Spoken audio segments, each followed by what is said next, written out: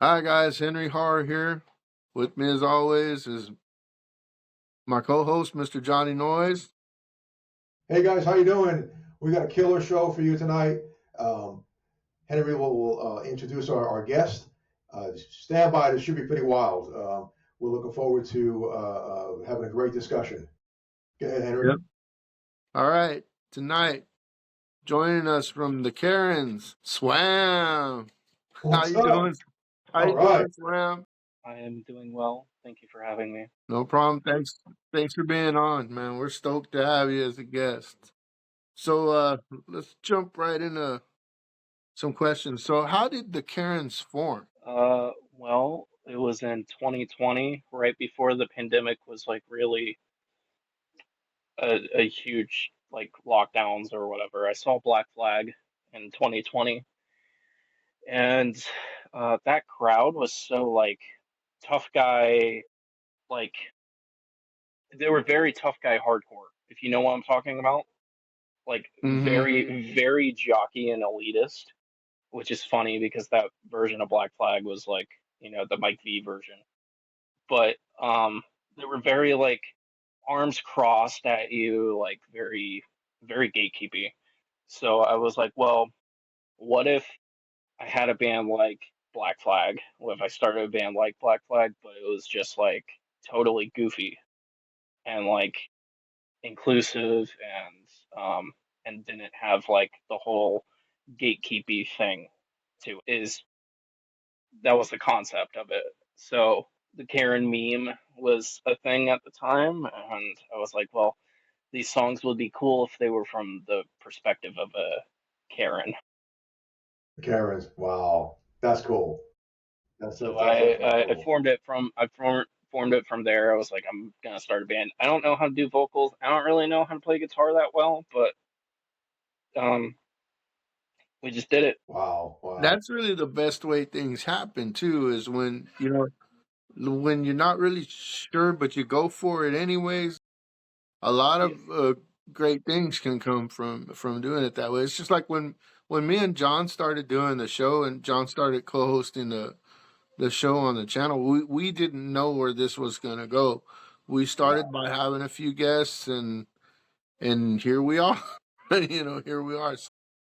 Kind of took the ball and ran with it. And I'm no journalist. I never took journalism in high school. Hell, I didn't even finish high school for that matter. So it was just something we wanted to do, and we just went for it. Yeah, Definitely. I Yeah, just yeah, thought I definitely. thought it would be funny. Um, I knew that no one would hear it, that no one would hear the Karens, but I just made it and I thought I would think it's funny. Me and like five people that I shared it to would think it's funny was my thing. I didn't think we would tour or anything We're going through it. Yeah. or play a Well, show you are. or play a show. That was like an Oh, alien concept. I didn't think we would be able to do it. This is my first band I've ever done. wow, wow. But you don't. Congratulations, man. Yeah, no doubt. You don't know until you do it. You know what I mean? After my deal with Morning Noise and stuff, I found this singer, and it was just her and I, and it took her to a studio, and it was a total shot in the dark. Had no idea, and then we came up with the Crimson Carry thing, and it just one thing led to another. And we didn't know. It was like, meet me over here. I booked an hour studio time, and you didn't know. And so it's the same thing with what you're experiencing. Like, I'm just gonna do this for fun, and all of a sudden it turns into like, okay, where do we go now? Now all of a sudden it's moving in a direction that you didn't intend it to do. You thought, okay, we're just gonna do this for whatever. Now you're Yeah. going on tour. I'm kind of jealous. So yeah, I think it's cool as hell. Definitely. Do you have other, like, There's a bit of music echo. influence? There's a bit of echo. There's a bit of echo. There's a Okay. bit of echo with your mic. Okay. Oh, Maybe. Hang on a second. Is that a little better? Is that That clearer? is, that is that is more clear. Yes. Much better. Okay. So is there what are your, like, musical influences? Besides what you're doing, is what was like, what stuff did you listen to? What's what what kind of stuff that, like on a daily basis I listen to, whomever. Well, there's been a little bit of an evolution um, since I started Karen's. When I started Karen's, it was pretty much I just wanted to make like the shitposty Black Flag. Was really that was it. Like if you listen to our first 7 inch that we ever put out, that was like it was called Complaint Department, and it was pretty much just the Nervous Breakdown Black Flag ripoff, but a shitpost. So that was like that was like the beginning, middle, and end of my influences was just listening to Nervous Breakdown all day, every day, and that was when I did the Complaint Department thing. I don't think it hits the highs of Nervous Breakdown, but that was my entire influence at that point. From there, uh, I mean, could go on for like forever about it, but like Misfits for sure. Um, and then Leftover Crack and Screeching Weasel, and there's a lot of like crust punk influences that I have that slowly bleed their way into there. There's a lot of street punk influences like Casualties and Total Chaos and stuff. But nowadays, I'm more influenced by local bands, or I mean, Some Kind of Nightmare weren't a local band; they were a like national touring band, but they're a big influence on me because Molly Mess was there was a co-front person of Some Kind of Nightmare, and she was a woman. She was doing way more touring than any other band Some Kind of Nightmare were. They were just doing like 120 shows a year in the underground, which is fucking crazy. And so Right. they've been a huge influence on me currently and have been for a couple of years now. And then another band in Pennsylvania where we kind of got our footing was a band called Suburban Downgrade, and they're just so great, everything about them. So I'm very influenced by them. And in my day-to-day listening, I listen to, I mean, pretty much everything that I listed there: Grimple, Leftover Crack, No Cash, Morning Glory, that sort of thing. Right. Right. Wow. Wow. That's pretty awesome.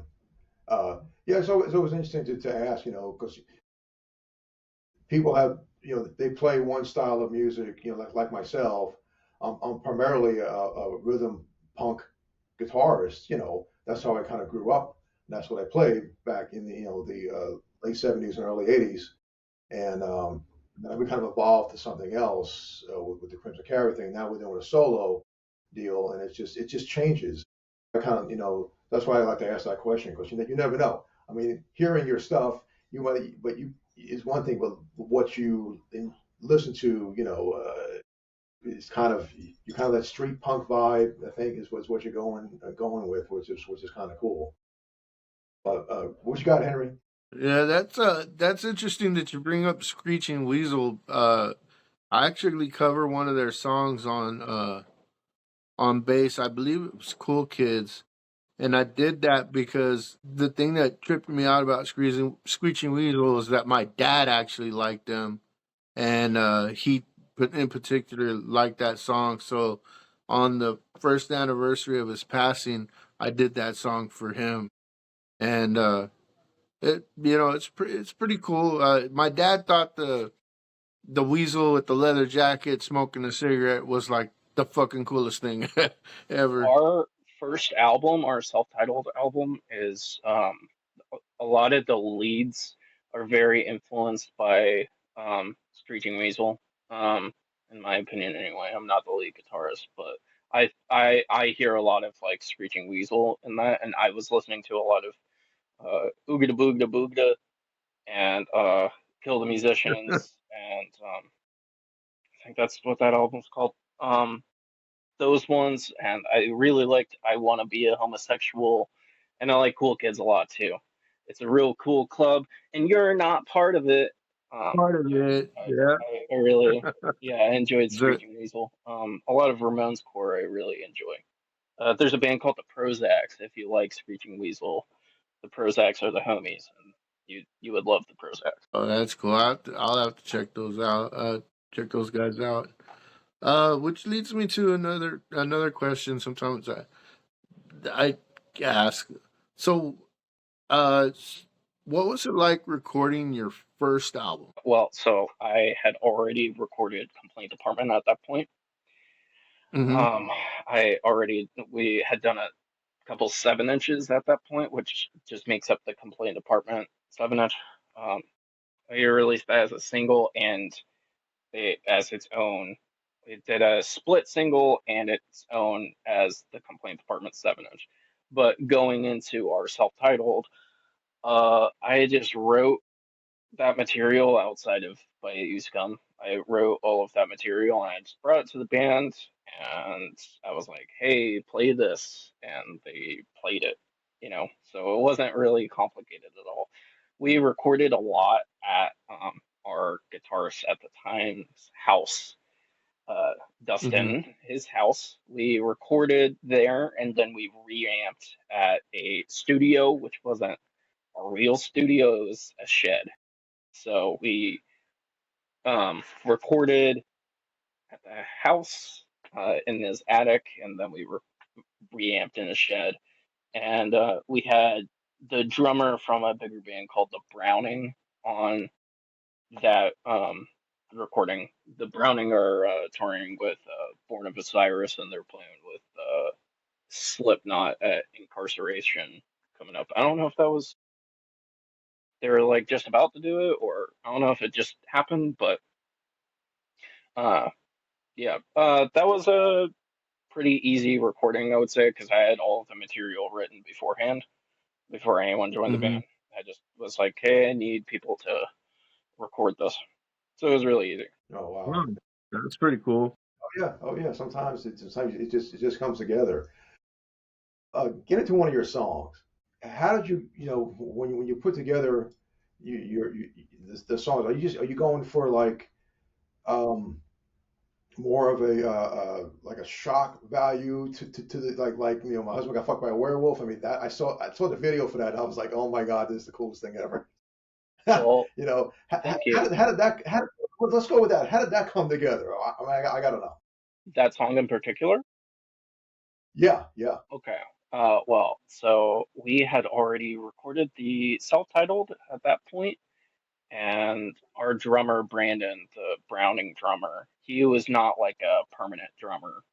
Um, we had Joe, who's our current guitarist now, our current lead guitarist. He was drumming for us at the time, and we needed like a lead guitarist. I needed like either a drummer that was better fitted for that than Joe was, and get Joe to go to lead guitar, or I needed like a really good lead guitarist. So I chose the like getting a really good drummer part, and I was like, well, what's my favorite drummer? And my favorite drummer is Dr. Chud. So I sent our self-titled to Chud, and I sent him some live performance stuff, and he was like really supportive and really into it early on. And I wrote the song "I Hate Horror Punk" because I thought that would be ironic. Like Right, right, yeah. it was like the lyrics are a little bit serious, but they're ironic because I Right, wanted it was written for Judd to do the drums on it, and he's been in right, Blizzkid and Doyle and Gorgeous Frankenstein and Misfits and stuff. So I thought there right, was right. like a funny, ironic um, element to that, and Chud agreed. And Chud was like, "Well, if we're gonna do one song, why the fuck are we like we're gonna spend so much money just doing one song? Might as well be a couple songs." So we ended up doing three, and whenever he said write a couple more songs, in about 5 minutes, I wrote "My Husband Got Fucked by a Werewolf," just as like another ironic thing, like, oh, you're getting this drummer as you're gonna work with him, and this is the song that you're It was more of like a kind of anti-art thing, if you get what I Right. mean. Okay. Like it was like Yeah. a ironic art, I guess. Like a lot of Ironic people art. would really want to collaborate with an artist like that, but my collaboration with him was just the biggest shitpost ever. So that was what I was thinking. Also, like the horror punk thing. Um, Yeah. Yeah. yeah. So I just wrote that in 5 minutes, and I sent it to everyone, and they were like, "This is incredible," and I was like, "Yeah." So we did that, and then I did a bunch of acid, and I finished the record with "Address Me by My Husband's Ring," and that was the whole story of that writing process, I Wow. guess. Wow. Yes. I saw the video and I was like, what? This is wild. So yeah. Yeah. It was definitely. Uh, Forgive me, Well, I'm just being a little silly. yeah. Yeah. it Yeah. it Pretty continues. cool, man. You have the CD, the new CD. Karen is getting a refund for that record. She's holding up that record, and she's getting the record. She's Yes, getting a refund for that because Karen thinks it sucks. So there's yeah. multi-layered deprecation. So who's doing like your like your artwork and your kind of cartoon artwork stuff? Yeah, that is Anthony Kona, one of the more talented people that I've ever worked with. Anthony is so incredible. He works on Midnight Gospel. I don't know if you've ever seen that or worked on Midnight Gospel. It was a Netflix animated podcast thing. And then he Wow. does Hell of a Boss and Has Been Hotel, which those are like really, really big. Those are really, really big. And he did all of the art for AC Slade's coffee shop. And yeah, he's been working with us. This is the third record that he's done the artwork for, and we're very happy to be working with Anthony. Anthony's Yeah, I got to say also Anthony that was has a band called Glampire, and if you're in the New Jersey area, Glampire, yeah, if you're in the New Jersey area, anyone listening, you should go check them out because they're amazing. Glampire. Wow, yeah, that's awesome. Yeah, like I said, I saw when I saw some of the artwork, when I was scrolling through the Facebook page and stuff, and so wow, this is some really cool stuff. Thanks. You got to have that. You got to have that imagination. You know what I mean? You got to have that artistic ability, but you have to have that imagination to come up Yeah, with stuff like that. yeah, for sure. That's where you guys are. I think it's real unique. So I really dig a lot of the stuff that's out because it's a visual thing too. Music Yeah, is not only just what you're performing, and then showing you when you play live too. People, it's a very visual thing, and so what yeah. you're doing is very Thematic cool. thematic elements are very important to me. Correct. Because Correct. like a band like Misfits would be nothing without their imagery. You know what I mean? No, Like you're absolutely right. most people when they think of Misfits, they're not even thinking of We Are 138. They're not thinking Big Upper Bones. They're not thinking any of that shit. They're thinking the Skull. You know that they're Yeah. thinking of the Crimson Ghost, and I mean the music's amazing too. But yeah, thematic elements are very Right. very important for pretty much every band that's Right. made it. Well, Oh right, and yeah. I think that's important that you guys are going that direction and you recognize that. I've seen a lot of really good bands that perform well. Don't get me wrong, but it falls flat as far as performance goes. Then I've seen bands that are like, you know, okay, they're doing whatever, and like, but their performance was amazing. Like, okay, I need to check this out because I just well, like when you're static and you're playing or you're whatever you're doing, you really need to. You're not drawing your audience in, and not just from a live perspective, but also from your artwork. You're drawing people into your artwork. So, well, I got to get this because this is cool, and then they hear your stuff. Like, well, this is just some wild stuff, and then and it all kind of gels together, and that's why I think you guys are on the move, Well, thank pretty, you. on your going on tour, this and the other, is a combination of what you're doing and your artwork and your image and this and the other all together. You know what I mean? If that makes any kind of sense. But I'm digging it. I think it's cool as hell. Thank you. Yeah. Yeah, when I was telling John, I was like, when I first heard these guys, it was like I fell in love with it instantly. Like the first time I heard the Misfits, the first time I heard Morning Noise, the first time I heard Typo Negative, that I fell into it that quick. You know what I mean? Oh, It was that's very like sweet of you. it was it was very instantaneous. You know, I was like, these guys are fucking, they've got it. It was like, you know, it was a bit of the more uh how can what's the word I'm looking for? Like rowdy side, you know? Like there hasn't been some rowdiness in around in a while, you know? Well, I disagree. I think there's a lot of rowdy stuff, but a lot of rowdy bands make it very difficult to find them on purpose, I would say. So, Yeah, that's what I'm thinking. yeah, that Cuz I mean, I'm thinking, we see a ton of bands every year, and they're rowdy as fuck, but they don't have the online presence that you would hope for, you know, because that's very yeah, intimidating. That's a whole different skill set. yeah. Cuz I'm thinking also I live here in South Texas, so things are, even though we have the internet and stuff, but like, you know, the more, I guess, rowdier or raunchy stuff, we get everything late down here, You you know? know, there is a band in Texas called Boof, and they are rowdy as fuck. I think you would really enjoy them. If you enjoy the Karens, you would really enjoy Boof. Also, the Grimace Records stuff over in Texas is really, really good. Um, yeah, I would check out that stuff.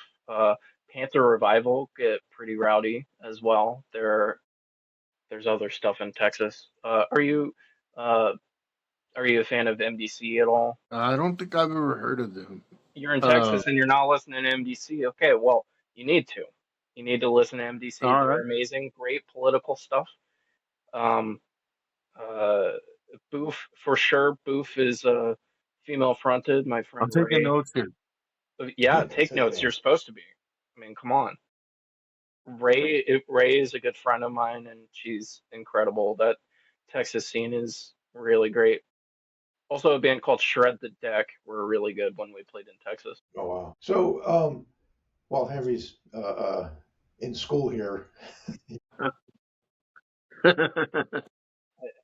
got it. Class is in You take your session. you got your SAT there. Yep, yep.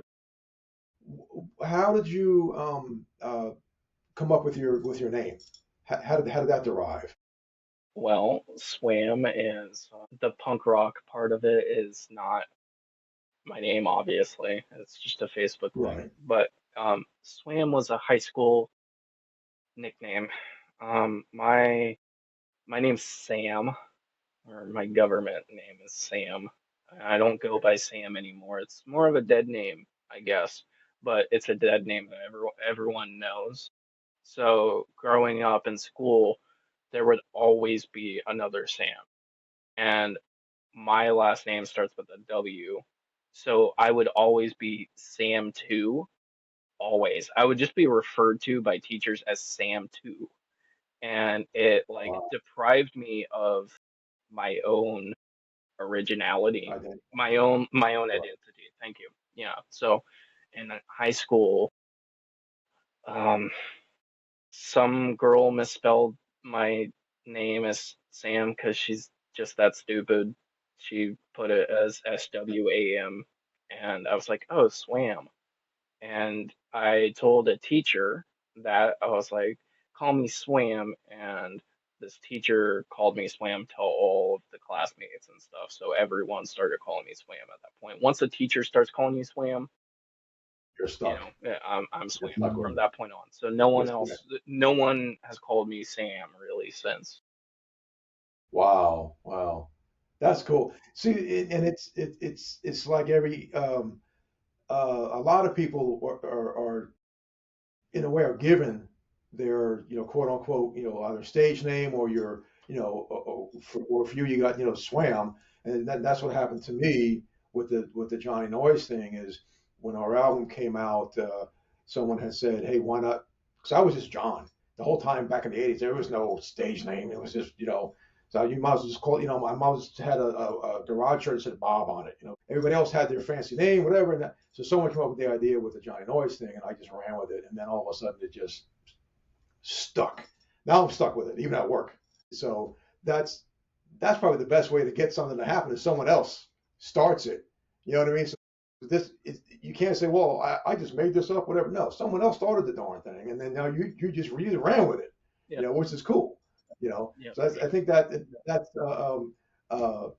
it's kind of like almost I don't want to say fraternity, whatever, to give you a nickname. Now, but it works.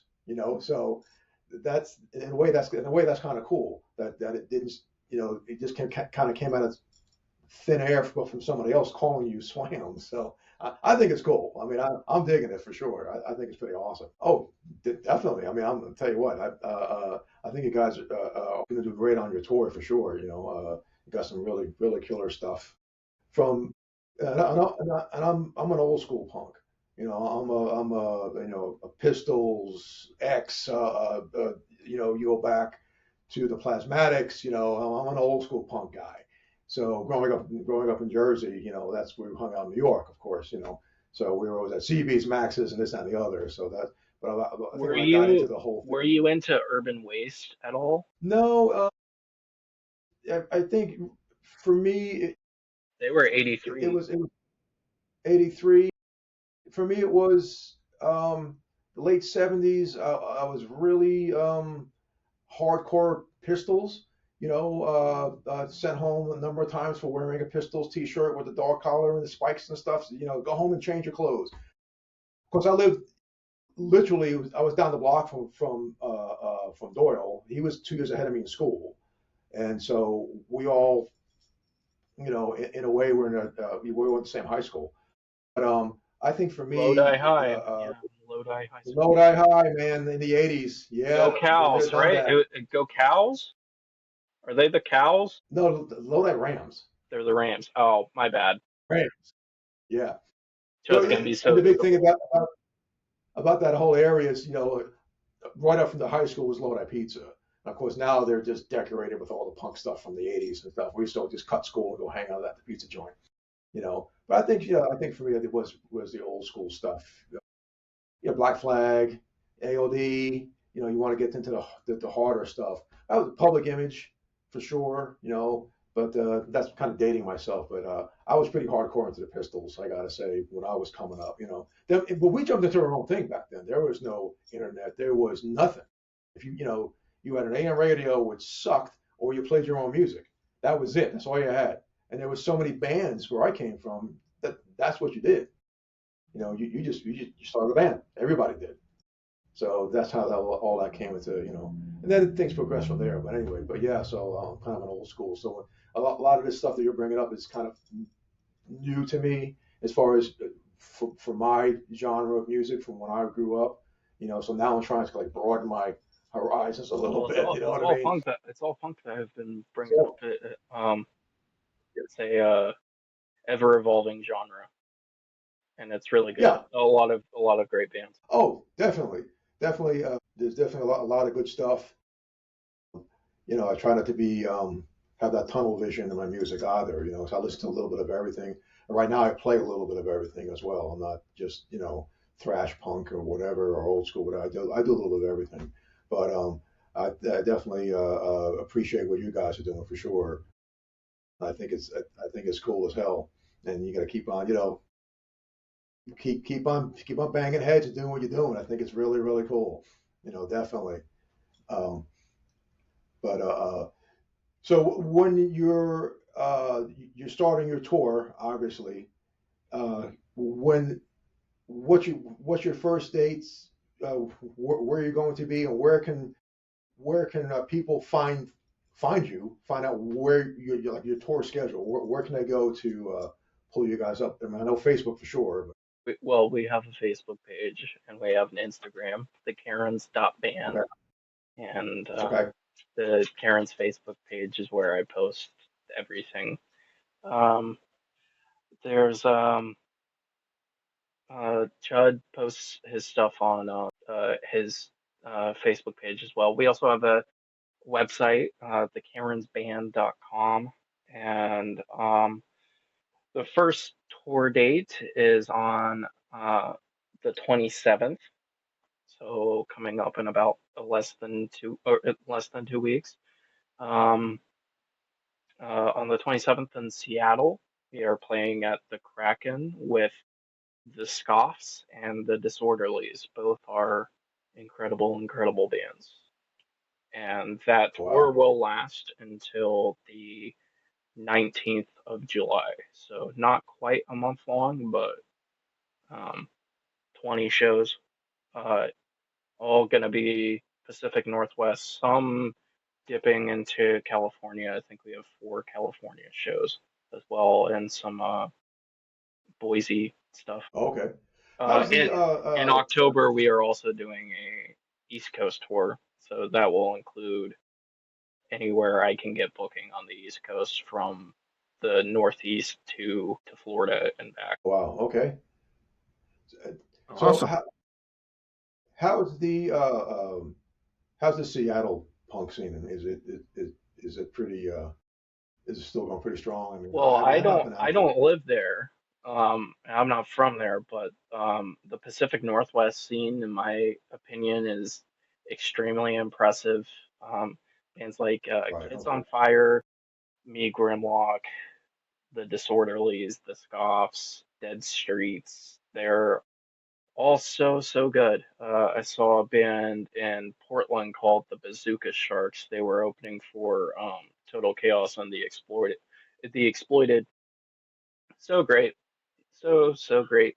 We played with a band called Monty Vega and the Sittin' Shivas in Portland last year when we toured through there, and they were really good. There was also a band called GFL that were like a crossover hardcore band. All of the Pacific Northwest stuff is really good in my opinion. A lot of Yeah. really Yeah. good drummers. A lot of great Yeah, drummers. you know who hails from Seattle and they play the Kraken a lot too is my friend Ian Sicko from the Subjunctives. They I'm not familiar. they're Seattle band. They Ian does a couple of things. He's got the Subjunctives. He's got a band called the Sickos. He runs Top Drawer Records, and they play the crack. They play that club, the Kraken, a lot. As a matter of fact, they've got some footage on YouTube, a couple of songs from the Kraken. So I'm kind of familiar with the Kraken. It's just I don't live in Seattle, but they're pretty good. They're called the Subjunctives. Seattle has one of the strongest scenes. I also really enjoy Olympia, Washington. And there's a lot of cool Washington bands. I yeah. Northeast is really good too. There's a bunch of good bands all over the country. Yeah. Yeah. For sure. Yeah, I was out in Seattle a while years ago actually, but it's a pretty cool place to be for sure. You know, it's just different. It has a different vibe to it. You know, if that makes any kind of sense. But I have some friends out there, well, outside of Seattle, and I haven't had a chance to go visit or anything because I landed in Alabama by accident, and now we're kind of here. So while I was in New Orleans, and then we got ran out from by Katrina, so we had to make a quick decision where to go. You know, so it was kind of a our plan was to stay in New Orleans. Plans change, and here you are now in Alabama. Going, what happened? How did I wind up in Alabama? But there's a punk scene here too. We got the Casket Kids. We got a bunch of other different bands that I didn't even know. I'm I friends had with the no idea. Casket Kids. I like Christian and Okay, Paul and Christian. Yeah, yep. So I did some stuff with them when I first broke into the scene out here. Uh, so which I had no idea there even was. You know, an alternative scene in Alabama of all places. oh But yeah, there is. He's got to look for it. He's got to look for it. So it's been really cool, and I'm really appreciative of those guys for what they do and for having me on board for a little bit. You know, playing guitars. It was definitely pretty cool. But Yeah, so you got a lot of stuff lined up. Looks like so you're like packing up the van, taking a bus. How we doing this? We Hitchhiking? I mean, so you got a whole thing set up where you're just gonna go and well, Judd and Joe are flying out from the Northeast.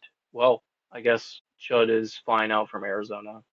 Um, and Joe is flying from the Northeast out to Seattle, and Bean and I are going up there early to print our shirts by hand, and we're taking a Honda Odyssey from 2013, and we're just stuffing everyone in there. And the Scots are touring with us, and they have a van, so we're taking two vans, okay, a cool. van per band. Right, right, right. We took the same van across the country last year when we did our first tour. Okay, That was for 52 awesome. days. That was pretty intense. Wow. I Wow. bet. I bet. As the first as the first thing, that was like insane. It probably could Yeah, have been significantly shorter or longer. I don't know. I mean, but yeah, we just did the thing. yeah. There's a lot. There's a lot to it. Getting things ready, setting up each show, breaking down. I mean, people come to see you for an hour or however long you guys play, 30 but minutes. but 30 minutes. but the high, the behind the scenes stuff goes on for it's all day. I know for us it's an all day thing. For when I have played, is you get somewhere, you set up all your stuff, you do your sound check, you just like, and then you're there till 3 o'clock in the morning waiting for everybody to wrap up so you can get paid out by whoever, you know, and you're on stage for a half hour, 45 minutes, so you go through all this stuff. I just want people to realize, that there's a lot that goes into a live performance when bands go on tour, like when you guys go on tour, there's a lot of work involved. There's a lot of sacrifice that goes along with this. They should come out and support you guys just based on that too. Saying, hey, there's a lot that goes into what you guys and the other bands as well do to make this happen. Just you don't just show up in a private jet. Hey, we're here. There's a lot that goes on to make it all work, and uh, that's why some people do it, and some people are like, well, you can't. And then you either have that drive or you don't. Obviously, you I guys do. well, this is a controversial stance, but I think anyone can do it. Um, Yeah, yeah, I think anyone can do it. I don't think there's anything particularly special about really any musician, if I'm being totally honest. I don't think there's anything called talent. I don't think that exists. I think there's just hard work.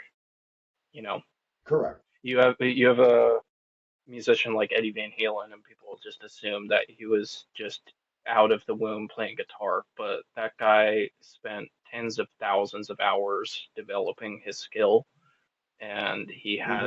he had an insane drive. Same thing goes with Alex Van Halen. Everyone is like, well, this guy just came out of the womb playing drums, but again, they they just Right. did the amount of work that was required. So it's the same thing with pretty much every punk band. Not saying punk bands are like Eddie Van Halen, but it's like the work ethic or whatever. It's just Right. um it doesn't make Yes, money, sir. so a lot of people would say that they don't want to do it because it's financially stressful, and I understand that. That leads most people to not do music is the financial. I would say, yeah. I would say, yeah. If you're out there chasing dollars, then it's tough. Yeah. If you're doing it for the the experience and the love of the music, like for me, it's I don't want to say it's an ego thing, but it's when I play live in front of anybody, it's such a rush. I don't know how you feel when you get on stage, but it's better than anything I can think of as far as how I feel. And it could be 100 people, it could be 500 people, whatever venue we're at, and you just feel this. There's something about it, and then you miss it so bad. Like I've been out of it for a little bit now. Like I got to get back in this thing. It's like it just keeps on calling you and drawing you back into it. You know what I mean? So, and you just get that drive and that I got to get back out there and express myself and play my music and do my thing. And I think that's what you guys or I was thinking about to do, but about to hit the road and kick some butt out here. So I think that's definitely definitely pretty cool. So you want to wrap it up, Henry? I think this was an awesome interview. I really had a good Yeah, time. definitely. Because we went into a couple of questions I had down, and we just naturally went into it. I didn't even have to ask; they just came up. Well, if you have That if you that's have anything else, I'm willing to answer anything. well, okay. Well, I do have one question, and this is just because I just kind of want to know. Um, at the point where Chud came into the picture, did he come in just because you wanted to do a song or two with him, or did you seek him out as like did he do anything production wise for you guys too? Oh, he produced the I Hate Horror Punk thing. He produced that and he played drums on it. And I don't know it. I definitely wanted him to be the drummer, and he was definitely super interested. And uh, I I don't know if his intention was to like do it full time or whatever, but Mm-hmm. if it wasn't, that quickly changed because we very quickly hit it off. We we hit it off in the studio very authentically, and yeah. So I love Chud, and it was very much from me. I was like, I really want him to play live with us. Um, Yeah. Yeah. I got a Chud story for you guys real quick before we land this plane. It was 1997 and they were on that's the year I tour. was The born. Misfits were I was really born in '97. Yeah. I was 1997. I turned 21 in 98. I was not I was 20 years old and they were on tour with the Misfits were on tour with Megadeth. They were supporting American Psycho. American Psycho had come out a couple of months before, and we saw the Misfits play, and then Corrosion of Conformity came out, and a couple other bands, and then Megadeth was the headliner, and they came out. But in between, I forget what band came out, but before Megadeth came out, I saw this guy, and he was wearing something on his head, and he had a big jack o' lantern shirt on, and my friend was like, "Hey, that's Dr. Chud." And I looked and I was like, because he didn't, he had something over his head, so he wasn't all, made up like the way he is on stage. And I looked, and sure enough, it was him. And he's like, "Go say hi to him." And I'm like, Well, okay." So I walked over to him, and he was just super cool. Once I started talking to him, my friend came over, and then another friend came over. He signed all our stuff, and he just kicked back with us for about a good 10, 15 minutes. And it was by that time it was dark. But when the Misfits went on, oh, I felt so bad for them because they were playing at this place called the Sunken Garden Theater, and when they went on, the sun was just like on them. Like the crowd had their backs to the sun, but by the time Megadeth were fixing to go on, it was already dark. But yeah, he signed all our stuff, and he was super cool with us and hung out with us for about a good 15, 20 minutes. Just a real nice guy, and I've never forgot that. So uh, when uh, I friended Chud on Facebook, I brought that up to him about that I brought that story up to him. So he thought I'm it was sure he pretty cool. appreciated it.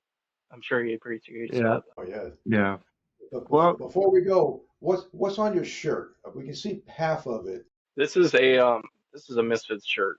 This is Okay, I can't see. Oh, I got you. Okay, okay.